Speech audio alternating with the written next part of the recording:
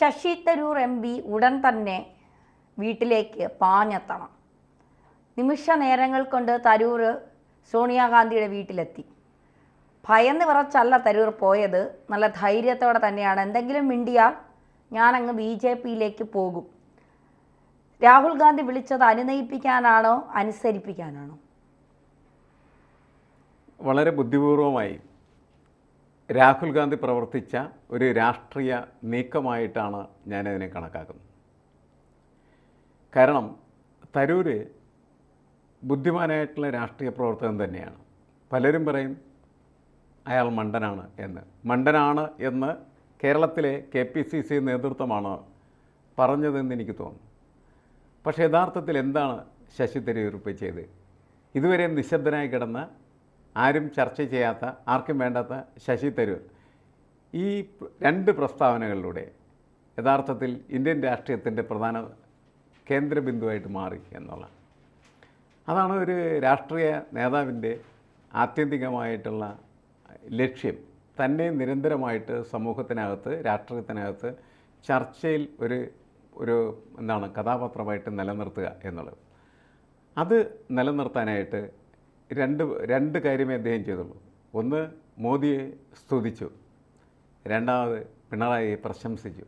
ഈ മോദി സ്തുതിയും പിണറായി പ്രശംസയുമാണ് തരൂരിനെതിരെ വലിയ കലാപം നടത്താനായിട്ട് കോൺഗ്രസ്സുകാരെ പ്രേരിപ്പിച്ച കാര്യം അല്ലേ? തരൂരിൻ്റെ ഓഫീസിലേക്ക് യൂത്ത് കോൺഗ്രസ് മാർച്ച് വെച്ചു. അപ്പോൾ മാർച്ച് വെച്ചു, അറിയാം ഇങ്ങനെ പോയി കഴിഞ്ഞാൽ കുറച്ച് ദിവസം കഴിയുമ്പോൾ തരൂർ അവിടെ ഉണ്ടാവില്ല. തരൂർ ഇതിനകത്ത് പുറത്താവും. ഇതിനകത്ത് പുറത്തായാൽ കേരളത്തിൽ ചിലപ്പോൾ CPM-കാരെടുക്കും, അല്ലെങ്കിൽ ഇന്ത്യയിലാണെന്ന് വെച്ചിട്ടുണ്ടെങ്കിൽ എന്നുവെച്ചാൽ കേന്ദ്രത്തിലാണെന്ന് വെച്ചാൽ BJPയും എടുക്കും, അല്ല ആരെങ്കിലും കൊണ്ടുപോകും എന്നുള്ള ഉറപ്പ് വന്ന സമയത്താണ് തരൂരിനെ വിളിപ്പിക്കുന്നത്. അപ്പോൾ തരൂരിനെ വിളിപ്പിക്കുമ്പോൾ അത് ഒരു അനുനയത്തിൻ്റെ ഒരു ഭാഷ അതിൻ്റെ അകത്തുണ്ട്. ഒന്ന്. രണ്ട്, ഈ കാര്യങ്ങൾ ഗൗരവമായിട്ട് ചർച്ച ചെയ്യുക എന്നുള്ളത്. തരൂരും അങ്ങനത്തെ ഒരു നിലപാടെടുത്തിരുന്നു. എന്നെ വിളിക്കൂ, നമുക്കിരുന്ന് സംസാരിക്കാം. അങ്ങനെയാണ് രാഹുൽ ഗാന്ധി തരൂരിനെ വീട്ടിലേക്ക് വിളിപ്പിക്കുന്നത്. അപ്പോൾ ഇവർ തമ്മിലുള്ള സംഭാഷണം എന്ന് പറഞ്ഞാൽ ഇതിൻ്റെ പ്രധാനപ്പെട്ട എല്ലാ ആളുകളും തമ്മിലുള്ള സംഭാഷണമായിട്ട് മാറുകയാണ് ചെയ്യുന്നത്. സോണിയാഗാന്ധിയുടെ ജനപഥത്തിലുള്ള വീട്ടിൽ വെച്ചായിരുന്നു ചർച്ച. അതിൽ ശശി തരൂരുണ്ടായിരുന്നു, രാഹുൽ ഗാന്ധി ഉണ്ടായിരുന്നു, സോണിയാഗാന്ധി ഉണ്ടായിരുന്നു, വേണുഗോപാൽ എന്ന ഹൈക്കമാൻഡിൻ്റെ എസൻഷ്യൽ കഥാപാത്രം, പിന്നെ നമ്മുടെ ഖാർഗെയും അതിൻ്റെ അകത്തുണ്ടായിരുന്നു. ഇവരെല്ലാവരും കൂടി ഒരു ചർച്ചയാണ്. അപ്പോൾ ഈ ചർച്ച ഒരിടത്തിരുന്നല്ല എല്ലാവരും കൂടി നടത്തുന്നത്. ആദ്യം രാഹുൽ ഗാന്ധിയും സോണിയാഗാന്ധിയും ശശി തരൂരും, പിന്നീട് മറ്റു രണ്ടുപേരും. ഇപ്പോൾ ഈ ചർച്ചകളെല്ലാം കഴിഞ്ഞപ്പോൾ എല്ലാവർക്കും മനസ്സിലായി, ഒന്ന്, ശശി തരൂർ എന്തിനാണ് ഒരു വിമതത്വത്തിൻ്റെ രൂപം പ്രാപിച്ച് വിമതനായ അദ്ദേഹം മാറി എന്നുവെച്ചാൽ അദ്ദേഹം കോൺഗ്രസിൻ്റെ ഒരു പ്രായോഗിക രാഷ്ട്രീയത്തിനെ വ്യത്യസ്തമായിട്ടുള്ള ഒരു രാഷ്ട്രീയം പറയുകയാണ് ചെയ്തത്. ഞാൻ പറഞ്ഞതിൽ ഒരു തെറ്റുമില്ല. കാരണം ഞങ്ങൾ കഴിഞ്ഞ 10-16 വർഷമായിട്ട് ഇങ്ങനെ എഴുതുകയും സംസാരിക്കുകയും ചെയ്യുന്നതായിട്ടുള്ള ഒരു രാഷ്ട്രീയ പ്രവർത്തകനാണ്. കേരളത്തിൽ ഞാൻ CPM-നെ ശക്തമായിട്ട് എതിർത്തിട്ടുണ്ട്. എല്ലാ കാര്യങ്ങളിലും എതിർത്ത് പോരുന്ന ശീലമാണ് എനിക്കുള്ളത്. അതിൽ വളരെ സൂക്ഷ്മതയോടെ ഞാൻ പറഞ്ഞൊരു കാര്യം എന്താണെന്ന് വെച്ചിട്ടുണ്ടെങ്കിൽ, ഇടതുപക്ഷത്തിൻ്റെ സ്വഭാവം എന്ന് പറയുന്നത് ഇരട്ടത്താപ്പാണ്. അധികാരത്തിലിരിക്കുന്ന സമയത്ത് അവർ വികസനവാദികളും അധികാരത്തിന് പുറത്തിരിക്കുന്ന സമയത്ത് അവർ വികസന വിരുദ്ധരുമാണ്. ഇത് ഒരു ഭരണകൂടത്തിനോ ഭരണകക്ഷിക്കോ രാഷ്ട്രീയ പാർട്ടിക്കോ നല്ലതല്ല എന്ന അഭിപ്രായമാണ് ഞാൻ പറഞ്ഞത്. ഇപ്പോൾ അവർ വികസനത്തിന് വേണ്ടി വാദിച്ചുകൊണ്ടിരിക്കുക. അടുത്തൊരു ഗവൺമെൻറ് വരുന്ന സമയത്ത് UDF അധികാരത്തിൽ വരുമ്പോഴും നിങ്ങൾ വികസനത്തിന് വേണ്ടി തന്നെ വാദിക്കണം എന്നാണ് ഞാൻ പറഞ്ഞത്.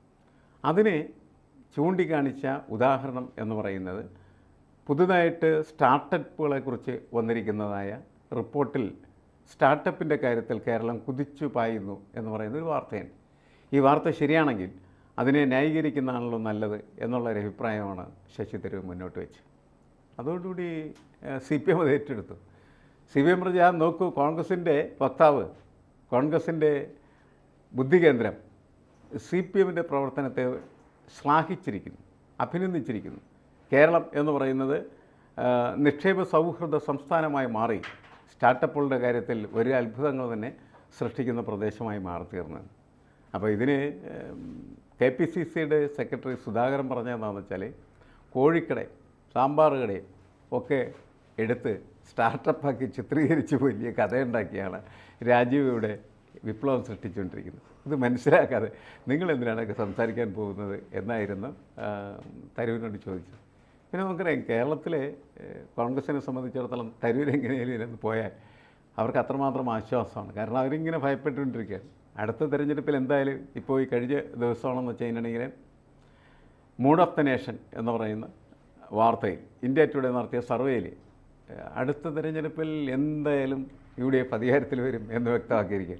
അപ്പോൾ അങ്ങനെ അധികാരത്തിൽ വരുമ്പോൾ ആര് മന്ത്രിയാവണം, ആര് മുഖ്യമന്ത്രിയാവണം, ഇതൊക്കെ അവരുടെ ഇടയിൽ വലിയ പ്രശ്നമാണ്. ഈ തരൂർ എന്ന് പറയുന്ന മനുഷ്യൻ അന്നേരത്തെ കയറി വന്ന് എനിക്ക് മുഖ്യമന്ത്രിയാവണം എന്നൊക്കെ പറഞ്ഞാൽ കുഴപ്പമാണ്. അതിക്കുമ്പോൾ ഇയാൾ എങ്ങനെയെങ്കിലും പുറത്തു വിടുക, അതിന് ഏറ്റവും നല്ല അവസരമാണ് ഇത് എന്ന് കരുതിയാണ് ഈ അഭിപ്രായ പ്രകടനം നടത്തിയപ്പോൾ തന്നെ അയാൾക്കെതിരെ വലിയ കലാപം പാർട്ടിക്കകത്തുണ്ടാകുകയും പാർട്ടി പത്രത്തിലൂടെ പ്രകടമാക്കുകയും പിന്നീട് അതിൻ്റെ പോഷക സംഘടനയായ യൂത്ത് കോൺഗ്രസ്സുകാരോട് പറഞ്ഞു, നിങ്ങൾ എന്തിനാണ് ഇങ്ങനെ നടക്കുന്നത്, ചെല്ല് അവൻ്റെ ഓഫീസിൽ ചെന്ന് 2 അടി പൊളി നടത്താൻ പറഞ്ഞു.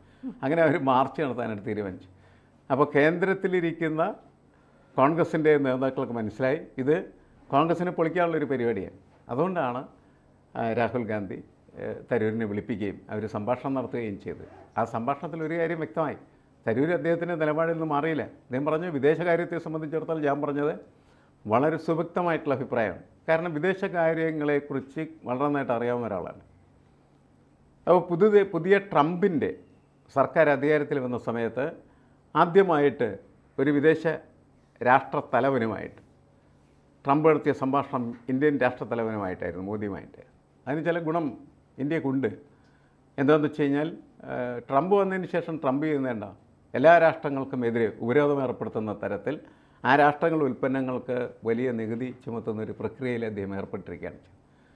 ചൈനയ്ക്കെതിരെ കടുത്ത നികുതി ചുമത്തിക്കഴിഞ്ഞു, കാനഡയ്ക്കെതിരെ ചുമത്തി, മെക്സിക്കോക്കെതിരെ ചുമത്തി, അങ്ങനെ മറ്റെല്ലാ രാജ്യങ്ങൾക്കും ചുമത്താൻ ഇയാളിങ്ങനെ കാത്തിരിക്കുകയാണ്. ഇന്ത്യക്കെതിരെയും ചുമത്തുമെന്ന് അയാൾ ഭീഷണി പ്രയോഗിച്ചുകൊണ്ടിരിക്കുന്ന സമയത്താണ് ട്രംപ് അവിടെ ചെല്ലി സംസാരിക്കുകയും അങ്ങനെ 6 മാസത്തേക്ക് ആ നികുതി ചുമതൽ പ്രക്രിയ ഒഴിവാക്കി നിർത്താനായിട്ട് തൽക്കാലം കഴിഞ്ഞു. 6 മാസത്തെ ഉഭയകക്ഷി ചർച്ചയുടെ അടിസ്ഥാനത്തിൽ അതിനെ ഇന്ത്യക്ക് അനുകൂലമായിട്ടുള്ള രീതിയിൽ ഒരു പരിഹാരം ഉണ്ടാക്കാൻ കഴിയുമെന്നുള്ള പ്രതീക്ഷ. ഇതാണ് വിദേശ നയത്തെ സംബന്ധിച്ചിടത്തോളം അദ്ദേഹം നടത്തിയ അഭിപ്രായ പ്രകടനം. അതിലെന്താണ് തെറ്റ് എന്നാണ് അദ്ദേഹം ചോദിക്കുന്നത്. ഇനി ഒപ്പം തന്നെ ഒരു കാര്യം അദ്ദേഹം സൂചിപ്പിച്ചു, അമേരിക്ക അവിടെ അനധികൃതമായി കുടിയേറിയ ആളുകളെ പുറത്തേക്ക് കളയുന്നുണ്ട്, കളയട്ടെ, നമ്മൾക്ക് അഭിപ്രായ വ്യത്യാസം ആ കാര്യത്തിലില്ല, കോൺഗ്രസിൻ്റെ അഭിപ്രായം അത് തന്നെയാണ്.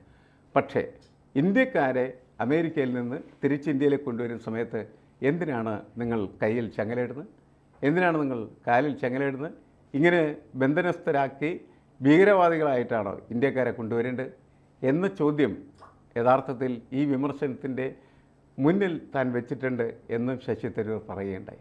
അതുകൊണ്ട് സംഭാഷണമൊക്കെ അവസാനിപ്പിച്ചപ്പോൾ ഒരു കാര്യം ഉറപ്പായി, എന്താണ്, തരൂരെ നീ തിരുത്തണ്ട, വളരെ ശ്രദ്ധിച്ചൊക്കെ ചെയ്താൽ മതി, കാരണം എന്ന് വെച്ചാൽ നമുക്ക് കുഴപ്പമില്ലായിരിക്കണം, അത്രേ ഉള്ളൂ, തട്ടിക്കോ എന്ന് പറഞ്ഞാണ് അവരുടെ ചർച്ച അവസാനിച്ചതെന്നാണ് ഞാൻ മനസ്സിലാക്കുന്നത്. അതുകൊണ്ടൊരു അത് നമ്മളെങ്ങനെ മനസ്സിലാക്കണമെന്ന് വെച്ചാൽ ചർച്ച കഴിഞ്ഞതിന് ശേഷം ആരും എന്ത് ചെയ്തില്ല, മാധ്യമങ്ങളെ കണ്ടില്ല. ശശി തരൂർ ഈ ജനപത്തിൻ്റെ അടുക്കള വഴിയാണ് പുറത്തേക്ക് വരുന്നത്. കാരണം ആരെയും കാണാൻ പറ്റില്ല. മറ്റതങ്ങനെയല്ല, ഇവർ തമ്മിലൊരു അടിയുണ്ടെന്ന് പറഞ്ഞാൽ എന്ത് ചെയ്യും, എല്ലാവരും വിളിച്ചു കൂട്ടും, എന്നിട്ട് അവരെന്ത് ചെയ്യും, തകർക്കും. ഇതാരും കണ്ടിട്ടില്ല, ആരും അവസാനിച്ചില്ല. ഇത് എനിക്കൊന്ന് വേണുപോലെ കഴിഞ്ഞ ദിവസം പറഞ്ഞതെന്ന് വെച്ചാൽ ഇതൊക്കെ അവസാനിച്ചു, അടച്ചടേ ഞങ്ങൾ ഈ പ്രശ്നം, ഈ കട ഞങ്ങൾ അടച്ചു, ഇനി തൽക്കാലത്തെ. പക്ഷേ ഒരു കാര്യം കൂടെ ചോദിച്ച് നമുക്ക് ഇത് അവസാനിപ്പിക്കാം. മുസ്ലിം ലീഗ് തരൂരിൻ്റെ കാര്യത്തിൽ ചില നിർണായക തീരുമാനങ്ങൾ എടുക്കാൻ പോകുന്നു എന്നൊക്കെ ഉള്ളതാണ്. പക്ഷേ മുസ്ലിം ലീഗിനെ അമ്പരപ്പിച്ചുകൊണ്ടാണ് രാഹുൽ ഗാന്ധിയുടെ തീരുമാനം. ഇത് ഈ തരൂർ വഴി ഇനി മുസ്ലിം ലീഗും കോൺഗ്രസും തമ്മിൽ അകലാനുള്ള വല്ല സാധ്യതയുണ്ടോ? അല്ല, മുസ്ലിം ലീഗിന് എന്താ കാര്യം, ഈ പൊന്നൊരുക്കുന്ന പൂച്ചയ്ക്കെന്ത കാര്യം എന്ന് ചോദിക്കുന്നതായത്. കോൺഗ്രസിൻ്റെ ആഭ്യന്തര കാര്യത്തിൽ എന്തിനാണ് മുസ്ലിം ലീഗ് ഇടപെടാൻ പോകുന്നത്? അവരുടെ അകത്ത് ചില പ്രശ്നങ്ങളുണ്ടായെന്ന് വെച്ച് കഴിഞ്ഞാൽ അങ്ങനെ കുഞ്ഞാലിക്കുട്ടിയാണ് അടുത്ത മുഖ്യമന്ത്രി എന്നാണ് അവർ വിളിച്ച് വിളമ്പിക്കൊണ്ട് നടക്കുന്നത്. ആയിക്കോട്ടെ, അത് സൗകര്യം വരുന്ന സമയത്ത് മുഖ്യമന്ത്രി ആയപ്പോരെ കയറിയിരുന്നു. അതിക്കുമ്പോൾ പ്രശ്നം ഉണ്ടാക്കാൻ നടക്കേണ്ട കാര്യമുണ്ടാ. ഇവിടെയുള്ള പ്രശ്നം എന്താണെന്ന് വെച്ചാൽ ഇവിടുത്തെ കോൺഗ്രസ്സുകാരുണ്ടല്ലോ, ഇവിടെ മുഖ്യമന്ത്രി ആകാൻ നടക്കുന്നതായിട്ടുള്ള കോൺഗ്രസ്സുകാർ, അവർ മുസ്ലിം ലീഗുമായിട്ട് സംസാരിച്ച് ആ ധാരണയിലെത്തി നിങ്ങൾ കയറി അടിക്ക്, ഞങ്ങളിരുന്ന് കാണാം എന്ന് പറഞ്ഞപ്പോഴാണ് കുഞ്ഞാലിക്കുട്ടി കയറി അടിച്ചത്. പക്ഷേ ആ അടി കൊള്ളാൻ ആളില്ലാത്ത അവസ്ഥയായി, അതാണ് ഉണ്ടായത്. അതാണ് പ്രശ്നം. കാരണം ആവശ്യമില്ലാത്തടത്ത് എഴുതി അടിച്ചിട്ട് കാര്യമില്ല. ആ ഒരു പാഠം അതിനകത്തുണ്ട് എന്നാണ് ഞാൻ മനസ്സിലാക്കുന്നത്. എന്തായാലും കോൺഗ്രസ് അതിനകത്ത് ബുദ്ധിപരമായിട്ടുള്ള ഒരു സമീപനം സ്വീകരിക്കുകയും തൽക്കാലം കോൺഗ്രസിൻ്റെ തകർച്ചയിൽ നിന്ന് അല്ലെങ്കിൽ ഒരാളെ പുറത്തു കളയുന്നൊരു പ്രക്രിയയുടെ മാറുമായിരുന്നു. കാരണം രാഷ്ട്രീയ പ്രവർത്തനം എന്ന് പറയുന്നത് ശശി തരൂരിനെ പോലെയുള്ള ഒരാളെ പുറത്താക്കലല്ല എന്ന് രാഹുൽ ഗാന്ധി തിരിച്ചറിഞ്ഞിരിക്കുന്നു എന്നാണ് ഞാൻ മനസ്സിലാക്കുന്നത്. അതെ.